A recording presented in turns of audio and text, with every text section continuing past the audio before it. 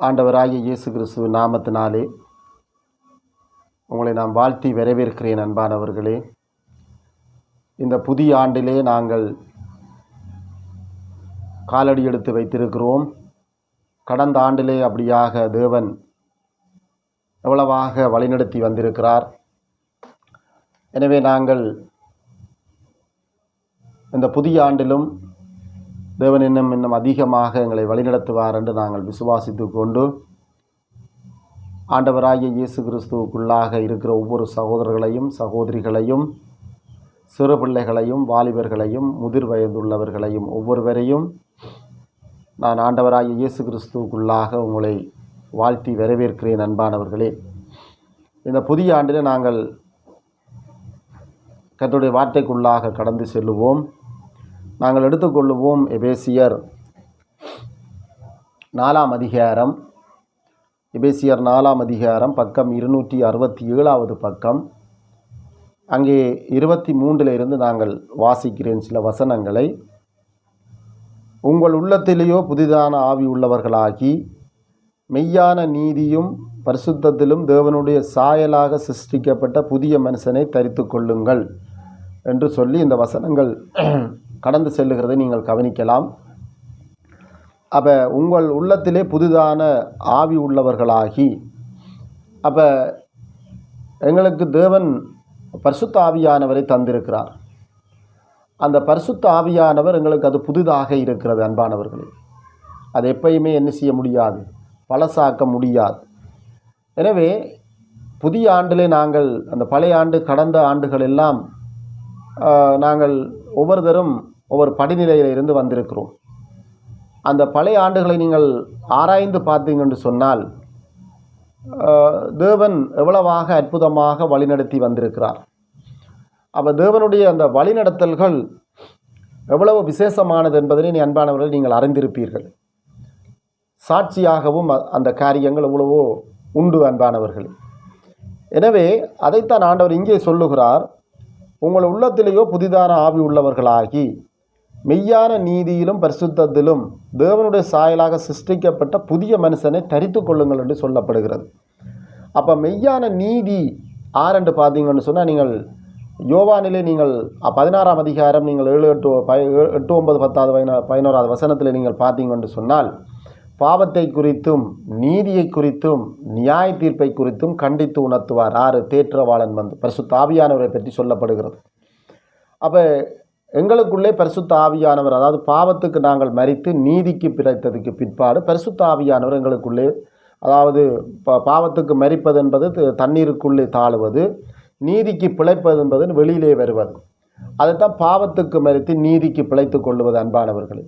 அப்போ அப்படிப்பட்ட அந்த பரிசுத்த ஆவியானவரை பெற்ற நாங்கள் நீதியின் நிமித்தமாக நீதியிலும் பரிசுத்தத்திலும் என்ன செய்யணுமா, நிலைத்திருக்க வேணும் என்று ஆண்டவருடைய வார்த்தை சொல்லுகிறது.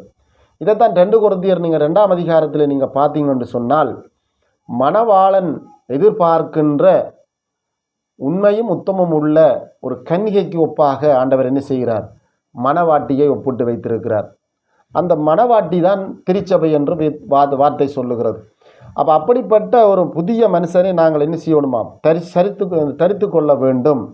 அப்போ தரித்து கொள்ளுங்கள் என்று சொல்லி போட்டு தான் அங்கே ஆண்டவர் சொல்லுகிறார், இதை தரித்து கொண்டால் எதை நாங்கள் விட வேண்டும். 25வது வசனம், அன்றியும் நாம் ஒருவருக்கொருவர் அவயங்களாக இருக்கிறபடியினால். அப்போ நாங்கள் அவயங்கள், திருச்சபை என்பது ஒரு அவயம். அப்போ அந்த அவயத்துக்குள்ளே நாங்கள் இருக்கிறவர்களாக இருக்க வேண்டும். இப்போ எங்களுடைய சரீரத்திலே அங்கங்கள் இருக்கிறது அன்பானவர்களே. அப்போ எங்களுடைய அங்கங்கள் வந்து ஒவ்வொன்றும் தேவன் அப்படியே சரியான முறையில் எல்லாவற்றையும் தேவை என்று சொல்லி என்ன செய்திருக்கிறார், உண்டாக்கி விட்டிருக்கிறார். ஒவ்வொரு அங்கங்களும் தேவை. இப்போ எனக்கு வலது கையை பார்த்து சொல்ல முடியாது இடது கை எனக்கு தேவை இல்லை என்று, கண் பார்த்து சொல்ல முடியாது எனக்கு மூக்கு தேவை இல்லை என்று, கால் பார்த்து சொல்ல முடியாது எனக்கு கை ரெண்டும் தேவை இல்லை என்று. அப்போ இந்த அவயங்களுக்குள்ளே ஒரே ஐக்கியமாக இருக்க வேண்டும். திருச்சபை என்பதும் என்ன, ஐக்கியமாக இருக்க வேண்டும் அன்பானவர்களே. அப்போ அந்த ஐக்கியத்துக்குள்ளாகத்தான் என்ன செய்யப்பட வேண்டும், திருச்சபை கட்டியமைக்கப்பட வேண்டும். அதைத்தான் ஆண்டவர் சொல்லுகிறார், அன்றையும் நாங்கள் ஒருவருக்கொருவர் அவயங்களாக இருக்கிறபடியினால் பொய்களை கலைத்து அவனவன் பிறருடனே மெய்யை பேச கடவன். இது ஒரு மிக முக்கியமான காரியம். நாங்கள் ஒரு பொய்யை ஒரு உண்மையை மறைப்பதற்கு ஒரு பொய்யை சொன்னோமாக இருந்தால் எத்தனையோ பொய்யை நாங்கள் என்ன செய்ய வேண்டும், அதுக்கு மேல் அடுக்கி கொண்டிருக்க வேண்டும் அன்பானவர்கள். ஆனால் அதை விட நாங்கள் உண்மையை சொல்லிவிட்டால் எந்த ஒரு பிரச்சனையும் இல்லை. நீங்கள் இப்போ இப்படி பார்த்தீங்கன்னு சொன்னால், இப்போ ஒரு கடையில் வந்து கடைக்காரன் வருகிறார், ஒரு கஸ்டமர் வருகிறார், அவர் வந்து இப்போ கடன் கேட்குறார். அப்போ நாங்கள் எங்களுடைய சொல்லுகிறோம், கடன் என்ன செய்ய முடியாது, தர முடியாது, கடன் நான் கொடுக்கறது இல்லை. சில பேர் பார்த்தீங்கன்னு சொன்னால் ஒரு எழுத்தில் போட்டிருப்பார்கள், கடன் அன்பை முறிக்குமென்று. அப்போ அதே மாதிரி என்ன மட்டும் சொல்லுவார்கள்னு சொன்னால், இன்று கடன் இல்லை என்று சொல்லுவார்கள். அப்போ நாளைக்கு வந்தாலும் அதே இன்று தான் இருக்க போகிறது. அதே போன்று தான் கடன் இல்லை என்று சொல்லிவிட்டால் அது ஒரே காரியமாக முடிந்துவிடும். அப்போ நாங்கள் கடனை கொடுத்து விட்டுட்டு பிறகு என்ன செய்வோம் என்று சொன்னால், அந்த கடனை வாங்குவதற்கு நாங்கள் அவருடைய தர்க்கங்கள் பட வேண்டி வரும். அதனால தான் ஆண்டவர் சொல்லுகிறார், நாங்கள் ஒருத்தர் என்ன செய்யணும், மெய்யை பேசணும். இது உதாரணத்துக்கு சொல்லப்பட்டது. அப்போ மெய்யை பேசிவிட்டால் அலுவல் முடிஞ்சு. அப்போ ஆண்டவர் சொல்லுகிறார், கலாத்தியர் 1:10 சொல்லுகிறார், மனுஷனுக்கு ஊழியம் செய்ய விரும்புகிறவர்கள் மனுஷனை பிரியப்படுத்துகிறார்கள், தேவனுக்கண்டு ஊழியம் செய்ய விரும்புகிறவர்கள் தேவனை என்ன செய்கிறார்கள், மகிமைப்படுத்துகிறார்கள் அன்பானவர்கள். இதை தான் நாங்கள் இந்த கடைசி காலத்தினுடைய உச்சம் என்று சொல்லப்படுகிறது. அதைத்தான் நாங்கள் ஆண்டவர் என்ன செய்கிறான்னு சொன்னால், 26வது வசனத்திலே, கோபம் கொண்டாலும் பாவம் செய்யாதிருங்கள், சூரியன் அஸ்தமிக்கிறதுக்கு முன்பாக உங்கள் எரிச்சல் தனிய கடவுது என்று சொல்லப்படுகிறார். அப்போ அங்கே மெய்யை பேசாது விட்டால், நாங்கள் பொய்யை விதைப்போமாக இருந்தால் நிச்சயமாக என்ன செய்யும், அங்கே 26வது நாங்கள் கோபம் கொள்ளுகிறவர்களாக மாறிவிடுவோம். அப்போ கோபம் கொண்டால் நாங்கள் அடுத்த கட்டம் என்ன செய்வோம் என்று சொன்னால், பாவம் செய்ய வலிக்கிடுவோம். அவரை முடிக்க வேண்டும், அவரை இல்லாமல் அகற்ற வேண்டும், இல்லாட்டி அவரை ஏதாவது செய்ய வேண்டும் என்று சொல்லி ஒன்றில் சரீர ரீதியாக நாங்கள் கைய வைப்போம், அல்லது சொன்னால் தேவனிடத்திலே அவரை அடியாளாக மாற்றி விடுவோம். அப்போ அங்கே அடியாளாக மாற்றப்படும் பொழுது தேவன் என்ன செய்ய மாட்டார், அந்த ஜெபத்துக்கு அவர் அங்கே உத்தரவு கொடுக்க மாட்டார். அதை அவங்க எந்த காரணம் கொண்டும் அதை அப்படி அவர் ஏற்றுக்கொள்ளவும் மாட்டார். இதைத்தான் நீங்கள் வெளிப்படுத்தல் 6ஆம் அதிகாரத்தில் நீங்கள் 10-11வது வசனத்தில் நீங்கள் கவனிச்சிங்கன்னு சொன்னால், அங்கே ஆண்டவர்கிட்ட கேட்கிறார்கள், தேவனே நீங்கள் எதுவரைக்கும் எங்களுடைய இரத்த பலிகளை அவரிடத்தில் நீங்கள் கேட்காமல் இருப்பீர்கள். ஆண்டவர் சொல்கிறார், தொகை நிறைவேறும் வரைக்கும் நீங்கள் பொறுமையாக இருங்கள் என்று சொல்லி. அப்போ ஆண்டவர் வந்து நாங்கள் அடியாளாக மாற்றக்கூடாது. அவரை பிடிக்கவில்லை, அவரை அடியுங்கள், துன்புறுத்துங்கள், இடுங்கள், பூங்கள், வாங்க. அப்போ நாங்கள் கட்டளை கூட அவர் செய்கிற மாதிரி போய்விடும் அன்பானவர்களே. அவருடைய கட்டளை தான் இங்கே தரப்பட்டிருக்கிறது. அந்த கட்டளையைத்தான் நாங்கள் என்ன செய்ய வேண்டும், நிறைவேற்றவர்களாக இருக்க வேண்டும் அன்பானவர்களே. அதைத்தான் நாங்கள் ஆண்டவர் சொல்கிறார், நீங்கள் கோபம் கொண்டாலும் பாவம் செய்யாதபடிக்கு என்ன செய்யணுமாம், அப்படி கோபம் கொண்டிருந்துக்கன்னு சொன்னால் சூரியன் அங்கே மறைவதற்குள்ளே நாங்கள் ஒப்புரவாகிட வேண்டும். இப்போ நீங்கள் குடும்பத்திலே பார்த்தீங்கன்னு சொன்னால் கணவன் மனைவி சண்டை இருக்கும். அப்போ நாங்கள் அதை என்ன செய்கிறோம், எப்படி எங்களுடைய தேவை கருதி என்ன செய்கிறோம், நாங்கள் அதை அங்கே அவருடைய ஒப்புரவாகுகிறோம். இதைத்தான் ஆண்டவரும் சொல்லுகிறார், நாங்கள் எங்களுக்கு ஒரு தேவை இருக்கிறது. என்ன தேவை, நாங்கள் நரகத்துக்கு போகக்கூடாது, அவரிடத்திலே போக வேண்டும், பரலோகத்துக்குள்ளே போகணும். ஏன்னா நாங்கள் நரகத்துக்கு போனால் எங்களால் தாங்க முடியாது. ஏனென்றால் அதை தாங்கக்கூடாது என்பதற்காகத்தான், அவங்க நீங்கள் தாங்க மாட்டீர் என்பதற்காகத்தான் அவர் தன்னுடைய ஸ்தானத்திலிருந்து இறங்கி வந்து அவர் பாவத்தை நிவர்த்தி செய்து தன்னிடத்திலே வரும்படியாக சொல்வார். அப்போ நாங்கள் அவரிடத்திலே போக வேண்டும். அப்போ அவரிடத்திலே போக வேண்டும் என்பதற்காகத்தான் என்ன செய்கிறார், அங்கே தன்னோடு ஒப்புரவாகும்படியாக சொல்லுகிறார். அப்போ சூரியன் அஸ்தமிக்கிறதுக்கு முன்பாக சகோதரனையோ சகோதரியோ பகைத்தால் என்ன செய்ய வேண்டும், நாங்கள் அங்கே சரி அது பிள்ளையோ சரி மன்னிச்சு கொள்ளணும், அவர்களும் புரிஞ்சு கொள்ளணும், நாங்களும் புரிந்து கொண்டு ஒப்புரவாகி அதை நாங்கள் போகணும். அப்போ நாங்கள் ஒப்புரவாகாமல் காரியங்களை செய்வோமாக இருந்தால் பிசாசானவன் என்ன செய்வார் அன்பானவர்களே, உள்ளே வந்து எங்களை துன்புறுத்தி விட்டுருவான். இதைத்தான் நாங்கள் ஆண்டவர் சொல்லுகிறார், பிசாசுக்கு இடம் கொடாமல், 27வது வசனம், பிசாசுக்கு இடம் கொடாமல் என்ன செய்யலாம் இருங்கள் என்று இடம் கொடாமல் இருங்கள் என்று சொல்லப்படுகிறது. அப்போ நாங்கள் பிசாசுக்கு இடம் கொடுப்போமாக இருந்தால் அவன் அழகாக உள்ளே வந்து இருந்துடுவான் அன்பானவர்களே. அப்போ பரிசுத்த ஆவியானவர் நாங்கள் வெளியில் தள்ள முடியாது. அதைத்தான் ஆண்டவர் சொல்லுகிறார். 28வது வசனம், திருடுகிறவன் இனி திருடாமலும் குறைச்சல் உள்ளவனுக்கு கொடுக்கத்தக்கதாக தனக்கு உண்டாயிருக்கும்படிக்கு தன் கைகளினாலே நலமான வேலைகளை செய்து பிரயாசப்பட கடவன் என்று சொல்லப்படுது. அப்போ தேவனுடைய பிள்ளைகள் ஒவ்வொருவரும் என்ன செய்ய வேண்டும், தேவனை நோக்கி பார்க்க வேண்டும். அதே நேரத்தில் தேவ பிள்ளைகள் ஒவ்வொருவரும் உழைக்க வேண்டும். அதான உழைத்து தான் என்ன செய்ய வேண்டும், திருடக்கூடாது, அடுத்தவனுக்கு வஞ்சகம் செய்யக்கூடாது, அடுத்தவனுக்கு என்ன செய்யக்கூடாது, அநியாயம் செய்யக்கூடாது. உழைப்பு நாங்கள் ஆண்டவருக்கு கண்டு உழைக்கிறோம், ஆண்டவருக்கு உழைக்கிற நாங்கள் எங்களுடைய வாழ்க்கை கண்டு உழைக்கிறோம். எங்களுடைய வாழ்க்கைக்கு ஆண்டவருக்கு உழைத்து நாங்கள் எங்களுடைய வாழ்க்கைக்கு உழைக்கும் பொழுது ஆண்டவர் அந்த எங்களுடைய உழைப்பை என்ன செய்வார், மேன்மைப்படுத்தி விடுவார். எங்களோட உழைப்பில் இருந்து மற்றவர்களுக்கு நாங்கள் என்ன செய்யணும்னு சொன்னால் உதவிக்கரம் நீட்ட வேண்டும். ஏழ்மையானவர்களுக்கு உதவிக்கரம் நீட்ட வேண்டும். ஏழ்மையானவர்களை தாங்க வேண்டும். ஏழ்மையானவர்களை பார்க்க வேண்டும். அப்படியாக நாங்கள் மட்டும் என்ன செய்ய முடியாது. அந்த உழைப்பினாலே பிரயோசனம் பெற்றுக்கொள்ளக்கூடாது. மற்றவர்களும் பிரயோசனம் பெற வேண்டும். மற்றவர்கள் மீது நாங்கள் அன்பு செலுத்தும் பொழுது தான் அந்த அன்பின் நிமித்தம்தான் அவர்கள் கிறிஸ்துவை அறிந்து கொள்வார்கள். அன்பானவர்களே, இதைத்தான் ஆண்டவர் அங்கே 29வது வசனத்தில் சொல்லுகிறார். கெட்ட வார்த்தை ஒன்றும் உங்கள் வாயிலிருந்து புறப்பட வேண்டாம். பக்தி விருத்திக்கு ஏதுவான நல்ல வார்த்தைகள் உண்டானால் அதையே கேட்கிறவர்களுக்கு பிரயோஜனம் ஆகும்படிக்கு பேசுங்கள் என்று சொல்லப்படுகிறது. அப்போ கெட்ட வார்த்தை என்றது உங்களுக்கு தெரியும். இந்த வாயினாலே நாங்கள் கர்த்தரை துதிக்கிறோம் அன்பானவர்களே. ஆனால் இதே வாயினாலே என்ன முறையை நாங்கள் என்ன செய்கிறோம்? சகோதரர்களை சபிக்கிறோம் அன்பானவர்களே. அதான் நாங்கள் வெளிப்படுத்தல் நீங்கள் 12ஆம் அதிகாரத்தில் பார்த்தீங்கன்னு சொன்னால், இரவும் பகலும் என்ன செய்கிறானாம்? தேவனுடைய பிள்ளைகளை தூசிக்கிறவர்கள் அது நரகத்துக்கு ஒப்பானவர்கள் என்று வார்த்தை சொல்லுகிறது. அதுதான் இங்கேயும் சொல்லப்படுகிறது. நான் கெட்ட வார்த்தை ஒன்றும் என்ன செய்ய முடியாது, வெளியிலே, அதாவது எங்களோட வாயிலிருந்து புறப்படக்கூடாது. அப்போ அதை எப்படி நாங்கள் தவிர்த்து கொள்வது? அதுக்குத்தான் ஆண்டவர் சொல்லுகிறார், இரவும் பகலும் என்னுடைய வேதத்திலே தியானமாக இருக்கிறவன் பாக்கியவான் என்று சொல்லி சங்கீதம் 62ஆம் அதிகாரத்திலே ஆண்டவர் சொல்லுகிறார். அப்போ நாங்கள் அவருடைய வார்த்தையிலே நாங்கள் இரவும் பகலும் தியானமாக இருப்போமாக இருந்தால் நாங்கள் அவரோடு சென்று விட்டுருவோம். அப்போ எங்களுக்கு என்ன செய்யாது? மற்ற அடுத்த காரியங்கள் வராது. அதுதான் நீங்கள் ரோமர் 8ஆம் அதிகாரத்திலே நீங்கள் 29வது வசனத்தினோட குமாருடைய சாயலுக்கு ஒப்பாகத்தான் எங்களை ஆண்டவர் அழைத்தவர்களை ஒழிய பிசாசினுடைய சாயலுக்கு ஒப்பாக என்ன செய்யவில்லை அன்பானவர்களே. அவர் எங்களை அழைக்கவில்லை அன்பானவர்களே. அதனாலே தான் ஆண்டவர் சொல்லுகிறார், நாங்கள் அவருடைய சாயலாக இருக்க வேண்டும். அப்போ அந்த கெட்ட வார்த்தை எங்களால் புறப்படாமல் விடுவோமாக இருந்தால் நாங்கள் மீட்கப்படும் நாளுக்கென்று பரிசுத்த ஆவியானவரை முத்திரையாக தரித்திருக்கிறோம் என்று வார்த்தை சொல்லுகிறது. அங்கே கவனி பார்த்தீங்கன்னா 30வது வசனம், அன்றையும் நீங்கள் மீட்கப்படும் நாளுக்கென்று முத்திரையாக பெற்ற தேவனுடைய பரிசுத்த ஆவியை துக்கப்படுத்தாதிருங்கள்.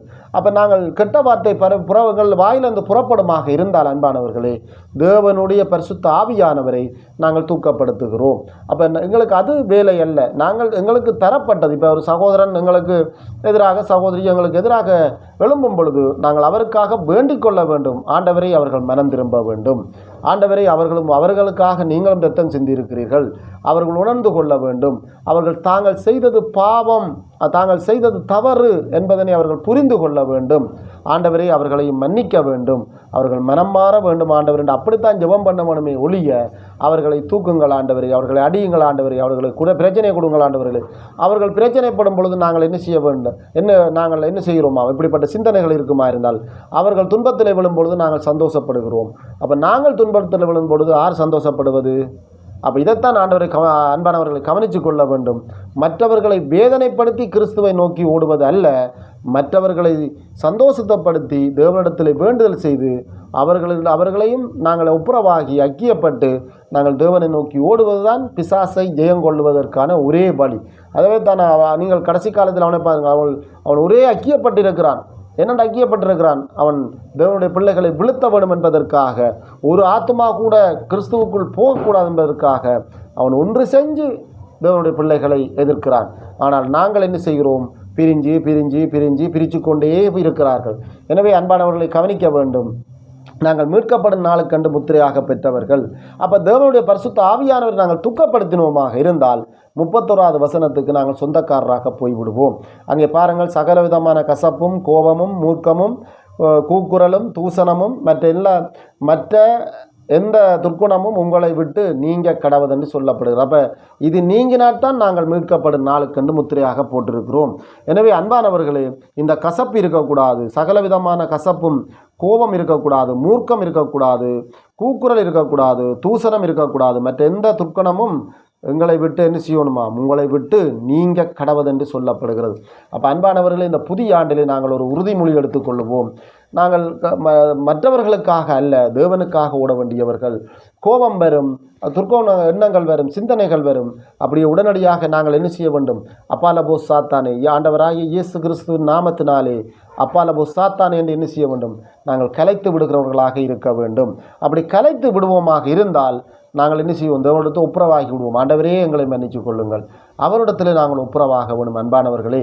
அப்போ அவரிடத்தில் நாங்கள் ஒப்புரவாக வேணும் என்று சொன்னால் நாங்கள் என்ன செய்ய வேணும்? ஒருவருக்கொருவர் மன்னிக்கப்பட வேண்டும். 32வது வசனம், ஒருவருக்கொருவர் தயவும் மன உருக்கமாயும் இருந்து கிறிஸ்துவுக்குள் தேவன் உங்களுக்கு மன்னித்தது போல நீங்களும் ஒருவருக்கொருவர் மன்னியுங்கள். அப்போ கிறிஸ்துவுக்குள் தேவன் எங்களை மன்னித்திருக்கிறார். ஏன் மன்னித்திருக்கிறான்னு சொன்னால் அவர் எங்கள் பாவத்தோடு என்ன செய்யவில்லை, எங்களை எடுத்துக்கொள்ளவில்லை அன்பானவர்களே. அதனாலே தான் அவர் என்ன செய்தார்? தன்னுடைய ஸ்தானத்திலிருந்து இறங்கி வந்து இந்த மண்ணான மனுஷனுக்காக தன்னையே ஜீவபலியாக ஒப்பு கொடுத்து அவர் தேவனோடு எங்களை ஒப்புரவாக்கி வைத்திருக்கிறார். அப்போ தேவனோடு எங்களை ஒப்புரவாக்கி வைத்திருக்கிற அவர் மற்றவர்களை நாங்கள் என்ன செய்ய வேண்டும்? அவருடைய ஒப்புரவிலிருந்து அவர்களை பிரிக்கக்கூடாது. அப்போ அதனால் நாங்கள் என்ன செய்ய வேண்டும்? மற்றவர்களையும் மன்னிக்க வேண்டும். பிழைகள், தப்புகள், பிரச்சனைகள், நெருக்கடிகள் எல்லாம் இருந்தாலும் ஆனால் நாங்கள் அவர்களை மன்னிக்க வேண்டும். எப்படி மன்னிக்க வேண்டும்? தேவனிடத்திலே என்ன செய்ய வேண்டும்? மன்னிப்பு கேட்டு, ஆண்டவரே அவர்களை மன்னித்து கொள்ளுங்கள், நாங்களும் அவர்களோடு என்ன செய்ய வேண்டும்? ஒப்புரவாகி இருக்க வேண்டும். ஆனால் அதனாலே தான் நான் சொல்கிறேன், நாங்கள் ஒருவருக்கு ஒருவர் மற்றவர்களை என்ன செய்ய வேண்டும்? மன்னிக்க வேண்டும். இந்த மன்னிப்பு தான் திரளான பாவத்தை மூடி இருக்கிறது. அப்போ நாங்கள் ஒருவரை மன்னிக்கும் பொழுது மற்றவர்களும் என்ன செய்வார்கள்? உணர்ந்து கொள்வார்களே, இப்படியெல்லாம் நாங்கள் எவ்வளோ தப்பான காரியங்களை செய்திருக்கிறோம், ஆனால் சகோதரிகள் என்ன செய்கிறார்கள்? திரும்ப திரும்ப எங்களை என்ன செய்கிறார்கள்? மன்னித்து கொண்டே இருக்கிறான்னு சொன்னால் அவர் கிறிஸ்துவை பார்ப்பார்கள் அன்பானவர்களே. எனவே நாங்களும் இந்த புதிய ஆண்டிலே கிறிஸ்துவை நோக்கி பார்ப்போம், மனுஷர்களை விடுவோம். ஏனென்று சொன்னால் அவர் நல்லவராக இருக்கிறார். அதனாலே நாங்கள் 1 பேதுரு 5ஆம் அதிகாரம் 7வது வசனம் என்ன செய்யுது? எல்லாவற்றையும் அவருடைய பாதத்தில் வைத்துவிட்டு நாங்கள் கடந்து செல்வோம் அன்பானவர்களே. நாங்கள் இந்த புதிய ஆண்டிலே மீண்டுமாக உங்களை கிறிஸ்துவுக்குள்ளாக வாழ்த்தி வரவேற்கிறேன். நாங்கள் கண்களை மூடுவோம். பரிசுத்தமும் நீதியும் உள்ள பிதாவே, இந்த புதிய ஆண்டிலே ஆண்டவரே உங்களை நோக்கி பார்க்கவும் உங்களை மகிமைப்படுத்தவும் நீர் எங்களை ஆயத்தப்படுத்தி இருக்கிறீர். அந்த அன்புக்காக நன்றி. அப்படியாக உங்களுடைய சித்தம் இல்லாமல் ஒன்றுமில்லை கர்த்தாவே. நீங்கள் ஒருவரே பரிசுத்தர், நீதியும் இரக்கமும் உள்ளவர். அப்படியாக இந்த கடந்த ஆண்டிலே இருந்து எங்களை புதிய ஆண்டிலே நீங்கள் காலடி எடுத்து வைத்திருக்கிறீர். அப்படியாக வரப்போகிற ஆண்டிலும் உங்களுடைய சுவிசேஷங்களை அறிவித்து ஆத்துமாக்களை ஆதாயப்படுத்தி உங்களுடைய சித்தத்தை நிறைவேற்ற எங்களுக்கு உதவி செய்து பலப்படுத்துங்கள் பிதா. அப்படியாக ஒவ்வொருவரையும் ஒவ்வொரு தேவ பிள்ளைகளையும் உங்களுடைய கரங்களிலே நாங்கள் ஒப்புக் கொடுக்கிறோம். நன்றி தகப்பனே. இந்த வேண்டுதலை என்னுடைய இரட்சகரும் மீட்பருமாகிய கர்த்தராகிய இயேசு கிறிஸ்து மூலமாக எடுக்கிறேன், ஜீவனுள்ள நல்ல பிதாவே.